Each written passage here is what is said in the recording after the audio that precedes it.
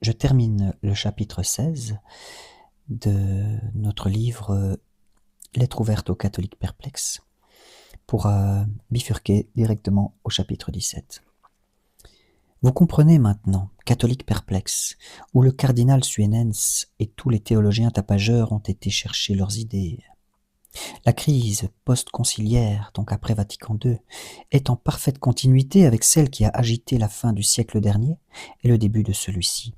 Et vous comprenez aussi pourquoi, dans les livres de catéchisme que vos enfants rapportent à la maison, tout commence aux premières communautés qui se sont formées après la Pentecôte, lorsque les disciples ont ressenti le besoin du divin à la faveur du choc provoqué par Jésus et ont vécu ensemble, entre guillemets, une expérience originale.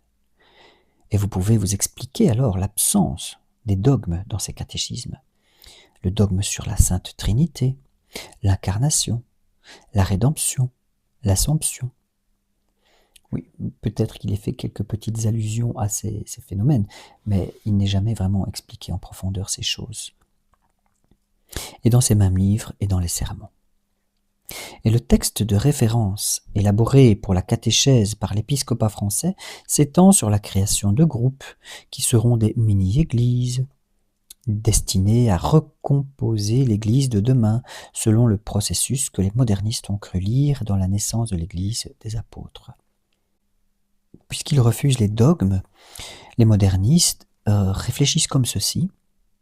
Dans le groupe de catéchèse, les animateurs, les parents et enfants apportent leur expérience de vie, leurs aspirations profondes, des images religieuses, une certaine connaissance des choses de la foi, et il s'ensuit une confrontation qui est condition de vérité, dans la mesure où elle met en mouvement les désirs profonds des personnes et les engage réellement vers les transformations inévitables que manifeste tout contact avec l'Évangile. Mais des blocages sont possibles.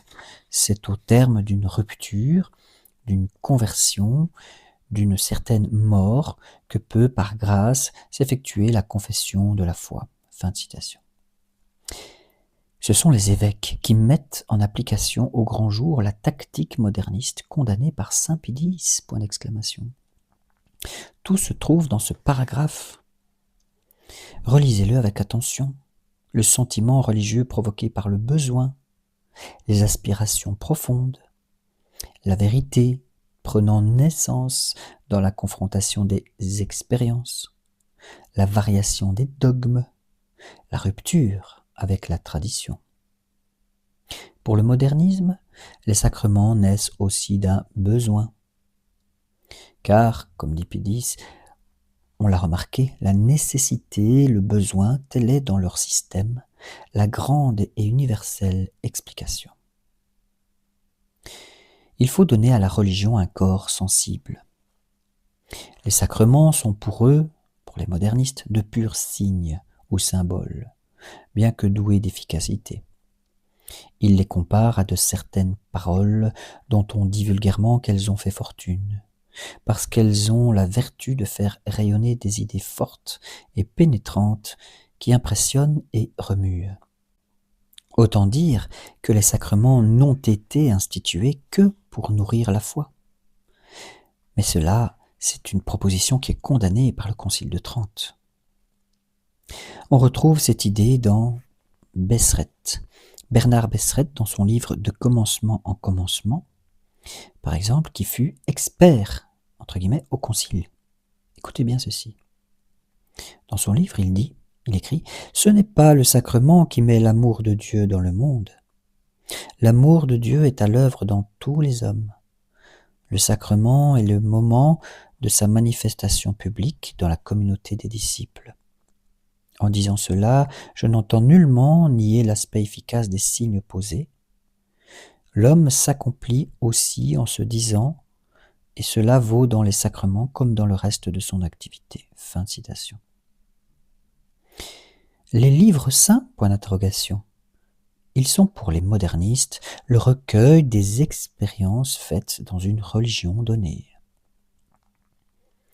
C'est Dieu qui parle par ces livres, mais le Dieu qui est en nous. Ce sont des livres inspirés, un peu comme on parle d'inspiration poétique. L'inspiration est assimilée au besoin intense que ressent le croyant de communiquer sa foi par écrit. La Bible est un ouvrage humain. Dans le fascicule catéchisme Pierre Vivante, on dit aux enfants que la Genèse est un poème écrit un jour par des croyants qui ont réfléchi. Ce recueil, imposé par les évêques de France à tous les élèves du catéchisme, respire le modernisme à presque toutes les pages. Dressons un petit parallèle. Saint Pédis nous dit « C'est une loi pour les modernistes que la date des documents ne saurait autrement se déterminer que par la date des besoins auxquels successivement l'Église a été sujette. » Voilà, et maintenant, Pierre Vivante nous dit « Pour aider ces communautés à vivre l'Évangile, certains apôtres leur écrivent des lettres, que l'on appelle aussi des épîtres, mais les apôtres ont surtout raconté de vive voix ce que Jésus avait fait au milieu d'eux et ce qu'il leur avait dit. Plus tard, 4 auteurs, Marc, Matthieu, Luc et Jean, ont mis par écrit ce que les apôtres avaient dit. Rédaction des évangiles, Marc vers 70, point d'interrogation, Luc 80-90, vers point d'interrogation, Matthieu 80-90, point d'interrogation, Jean 95-100, point d'interrogation. Ils ont raconté les événements de la vie de Jésus, ses paroles et surtout sa mort et sa résurrection pour éclairer la foi des croyants. Fin de citation. Saint Pédis nous dit « Dans les livres sacrés, disent-ils, il y a un endroit touchant à la science ou à l'histoire, où se constatent des erreurs manifestes. Mais ce n'est pas d'histoire ni de science que ces livres traitent, c'est uniquement de religion et de morale. » Fermez les guillemets. Pierre Vivante nous dit ceci, « C'est un poème, la Genèse, et non un livre de science. La science nous dit qu'il a fallu des milliards d'années pour voir apparaître la vie. Les évangiles ne racontent pas le récit de la vie de Jésus comme on rapporte aujourd'hui un événement à la radio, à la télévision ou dans un journal. » Fin de citation. Saint Pédis nous dit ceci. Il n'hésite pas à affirmer que les livres en question, surtout le Pentateuque et les 3 premiers évangiles, se sont formés lentement d'adjonctions faites à une narration primitive fort brève. Interpolation par manière d'interprétation théologique ou allégorique, ou simplement transition et suture, etc. Fermez les guillemets. Pierre Vivante écrit ceci. « Ce qui est écrit dans la plupart de ces livres avait d'abord été raconté oralement de père en fils. Un jour, quelqu'un l'a écrit pour le transmettre à son tour, et souvent ce qu'il a écrit a été réécrit par d'autres pour d'autres gens encore. 538, l'an 538 avant Jésus-Christ, domination des Perses. La réflexion et les traditions deviennent des livres. Esdras, 400 avant Jésus-Christ, rassemble divers livres pour en faire la loi ou le Pentateuque. Les rouleaux des prophètes sont composés. La réflexion des sages aboutit à divers chefs-d'œuvre. » Fin de citation. Les catholiques, qui s'étonnent du langage nouveau utilisé dans l'Église conciliaire, ont avantage à savoir qu'il n'est pas si nouveau, et que Lamennais, un certain Lamennais, Fuchs, Loisy, l'employait déjà au siècle dernier, et que même n'avait fait que ramasser toutes les erreurs qui ont pu courir au cours des siècles. La religion du Christ n'a pas changé et ne changera jamais. Et il ne faut pas se laisser faire. Et donc, à propos de changement, nous abordons maintenant le chapitre 17, la manille du changement. Le modernisme est bien ce qui mine l'Église de l'intérieur, de nos jours comme hier. Prenons encore dans l'encyclique Pascendi quelques traits correspondant à ce que nous sommes en train de vivre. Je cite. « Du moment que sa fin est toute spirituelle, l'autorité religieuse doit se dépouiller de tout cet appareil extérieur, de tous ces ornements pompeux par lesquels elle se donne comme en spectacle. En quoi ils oublient que la religion, si elle appartient à l'âme proprement, n'y est pourtant pas confinée et que l'honneur rendu à l'autorité rejaillit sur Jésus-Christ qui l'a instituée. » Fin de citation de Pascendi. C'est donc sous la pression de ces 10 heures de nouveautés que Paul VI a abandonné la tiare, que les évêques se sont dépouillés de la soutane violette et même de la soutane noire, ainsi que de leurs anneaux, et que les prêtres se présentent en costume civil et la plupart du temps dans une mise volontairement négligée. Il n'est pas jusqu'aux réformes générales déjà mises en œuvre ou réclamées avec insistance que saint Pie X n'est mentionné comme étant le désir maniaque entre guillemets des modernistes réformateurs. Vous les reconnaîtrez au passage suivant. En ce qui regarde le culte, nous dit saint Pie X, ils veulent que l'on diminue le nombre de dévotions extérieures, ou tout au moins qu'on en arrête l'accroissement, et que le gouvernement ecclésiastique tourne à la démocratie. Qu'une part soit donc faite dans le gouvernement au clergé inférieur et même aux laïcs, et que l'autorité soit décentralisée. Réforme des congrégations romaines, surtout de celles du Saint-Office et de l'Index. Il en est enfin qui, faisant écho à leur maître protestant, désirent la suppression du célibat ecclésiastique. Fin de citation. Vous voyez que les mêmes réclamations sont formulées, il n'y a aucune imagination nouvelle.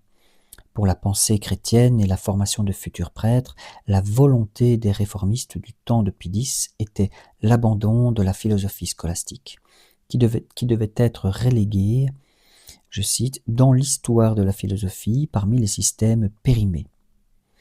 Et il préconisait, nous dit Pie X, que l'on enseigne aux jeunes gens la philosophie moderne, la seule vraie, la seule qui convienne à nos temps, que la théologie dite rationnelle ait pour base la philosophie moderne, la théologie positive pour fondement l'histoire des dogmes, etc., nous dit Pie X en décrivant les modernistes. Sur ce point, ces modernistes ont obtenu ce qu'ils voulaient et au-delà. Dans ce qui tient lieu de séminaire, on enseigne l'anthropologie et la psychanalyse, et le fameux Marx en remplacement de saint Thomas d'Aquin. Les principes de la philosophie thomiste sont rejetés, au profit des systèmes incertains, reconnaissant eux-mêmes leur inaptitude à rendre compte de l'économie de l'univers, puisqu'ils mettent en avant la philosophie de l'absurde. Un révolutionnaire de ces derniers temps, prêtre brouillon, très écouté des intellectuels, qui mettait le sexe au centre de toute chose, ne craignait pas de déclarer dans des réunions publiques, je cite, « Les hypothèses des anciens dans le domaine scientifique étaient de pures âneries, et c'est sur de telles âneries que saint Thomas et Origène ont appuyé leur système. » Fin de citation. Il tombait aussitôt après dans l'absurdité en définissant la vie comme, je cite, « un enchaînement évolutif de faits biologiques inexplicables. » Fin de citation. Comment le sait-il si c'est inexplicable?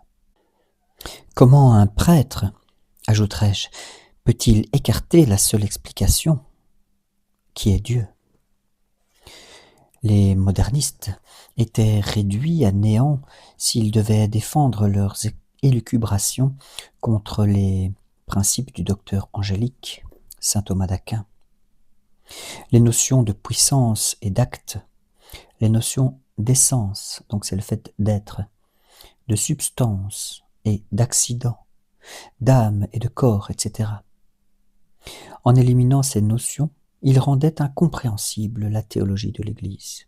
Et ainsi, qu'on le lit dans le motu proprio Doctoris Angelici, je cite, « Il en résulte que les étudiants des disciplines sacrées ne reçoivent même plus la signification des mots par lesquels les dogmes que Dieu a révélés sont proposés par le magistère. » Fin de citation. L'offensive contre la philosophie scolastique est donc nécessaire quand on veut changer le dogme et s'attaquer à la tradition. Mais qu'est-ce que la tradition? Il me semble que souvent le mot est imparfaitement compris. On l'assimile aux traditions en général, comme il en existe dans les métiers, les familles, la vie civile, etc. Le bouquet, entre guillemets, fixé sur le faîte de la maison quand la dernière tuile est posée, le cordon que l'on coupe pour inaugurer un monument, etc. Mais ce n'est pas de cela que je parle. Car la tradition avec majuscule, ce ne sont pas les usages légués par le passé et gardés par fidélité à celui-ci, même en l'absence de raison claire. La tradition se définit comme le dépôt de la foi, transmis par le magistère des apôtres de siècle en siècle. Ce dépôt est celui que nous a donné la révélation chrétienne biblique, c'est-à-dire la parole de Dieu confiée aux apôtres et dont la transmission, ce mot qui veut dire tradition, est assurée par leurs successeurs. Or, actuellement, on veut mettre tout le monde en recherche, entre guillemets, comme si le credo ne nous avait pas été donné, et comme si notre Seigneur n'était pas venu apporter la vérité, une fois pour toutes. Que prétend-on trouver avec toute cette recherche? Les catholiques à qui on veut imposer des remises en question, entre guillemets, après leur avoir fait évacuer leur certitude, entre guillemets, doivent se souvenir de ceci. Le dépôt de la révélation a été terminé le jour de la mort du dernier apôtre. C'est fini. On ne peut plus y toucher jusqu'à la consommation des siècles. La révélation est irréformable. Et le Concile de Vatican I l'a rappelé explicitement lorsqu'il dit « La doctrine de foi que Dieu a révélée n'a pas été proposée aux intelligences comme une invention philosophique qu'elles eussent à perfectionner, mais elle a été confiée comme un dépôt divin à l'épouse de Jésus-Christ, l'Église, pour être par elle fidèlement gardée et infailliblement interprétée. » Fin de citation. Mais dira-t-on, le dogme faisant de Marie la mère de Dieu ne remonte qu'à l'an 431. Le dogme de la transsubstantiation remonte à 1215. Puis le dogme de l'infaillibilité pontificale à 1870 et ainsi de suite. N'y a-t-il pas eu une évolution? Aucunement, nous dit Monseigneur Lefebvre. Les dogmes définis au cours des âges étaient contenus dans la révélation. L'Église les a simplement explicités. Quand le pape Pie XII a défini en 1950 le dogme de l'Assomption, il a précisément dit que cette vérité de la translation au ciel de la Vierge Marie avec son corps se trouvait dans le dépôt de la révélation, qu'elle existait déjà dans les textes qui nous ont été révélés avant la mort du dernier apôtre. On ne peut rien apporter de nouveau en ce domaine. On ne peut ajouter un seul dogme, mais exprimer ceux qui existent d'une manière toujours plus claire, plus belle et plus grande. Cela est tellement certain que c'est la règle à suivre pour juger des erreurs qu'on nous propose quotidiennement et les rejeter sans aucune concession. Et Bossuet, le célèbre Bossuet, l'écrit avec force, je cite. Lorsqu'il s'agit d'expliquer les principes de la morale chrétienne et des dogmes essentiels de l'Église, tout ce qui ne paraît pas dans la tradition de tous les siècles, et spécialement dans l'Antiquité, est dès lors non seulement suspect, mais mauvais et condamnable. Et c'est le principal fondement sur lequel tous les saints-pères de l'Église, et les papes, plus que les autres, ont condamné de fausses doctrines, n'y ayant jamais rien de plus odieux à l'Église romaine que les nouveautés. Fin de citation. L'argument que l'on fait valoir aux fidèles terrorisés est celui-ci. Mais vous vous accrochez au passé, vous faites du passéisme, vivez avec votre temps. Et certains qui entendent cela et y sont décontenancés ne savent que répondre. Or, la réplique est aisée.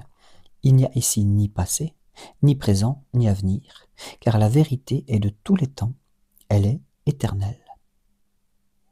Pour battre en brèche la tradition, on lui oppose l'écriture sainte, à la manière protestante, en affirmant que l'Évangile est le seul livre qui compte. Mais la tradition est antérieure à l'Évangile.